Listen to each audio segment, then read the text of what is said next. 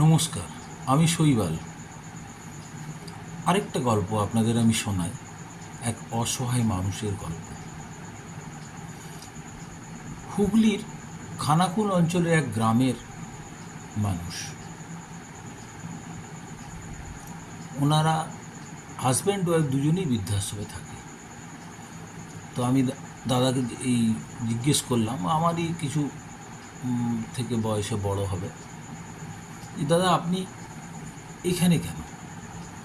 তখন উনি বললেন যে আমি ওই খানাকুলের কাছে গ্রামে থাকতাম, আমার এই ছোটোখাটো একটু চাষবাস ছিল, ওখানে একটা দোকানে আমি একটু কাজকর্ম করতাম।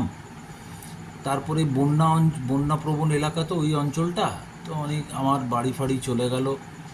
সেই অবস্থায় আমি এই বিষ্ণুপুরের দিকে চলে এলাম।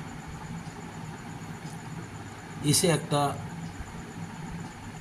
দোকানে কাজকর্ম করতে শুরু করি, কাজকর্ম করি, সঙ্গে আমার স্ত্রীও এলো।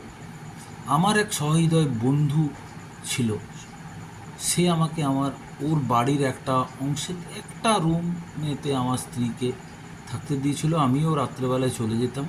হ্যাঁ বাবা, আমার কিন্তু কোনো ছেলে পুলে ছিল না, অতএব আমার পেছু টান বা ছেলে বা মেয়েদের প্রতি আমি একটা বোঝা বা যাই হই না কেন, সেই ব্যাপারটা কিন্তু ছিল না। কিন্তু আমি এই অবস্থাতে এই দোকানে কাজ করে সামান্য ডেলি 150-200 টাকা পেমেন্ট নিয়ে গিয়ে আমার খাওয়া এবং আমার স্ত্রী এইভাবেই আমার চলত।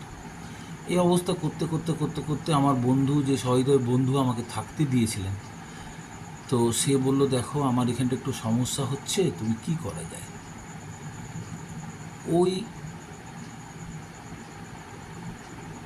ভদ্রলোক আমাকে একদিন দেখতে পায় এবং আমাকে বলে যে আপনি তো অনেক অসহায় মানুষ, অনেক বৃদ্ধার কাজকর্ম করে বেড়ান, আপনি যদি আমার একটা থাকার জায়গার ব্যবস্থা করে দেন। আমার এই পরিস্থিতি, যে পরিস্থিতিগুলো আপনাদের গল্পটা আমি বললাম, সেই অবস্থাতে আমি ওই ভদ্রলোককে, অসহায় এক মানুষ দুটো, এই মহিলা এবং পুরুষকে আমি এক হোমে ব্যবস্থা করে দিলাম।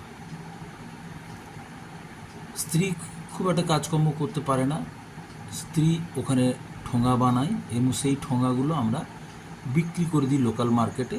আর ওনার হাজব্যান্ড একটা দোকানে, একটা রেস্টুরেন্ট খাবার দোকানেও থাকে।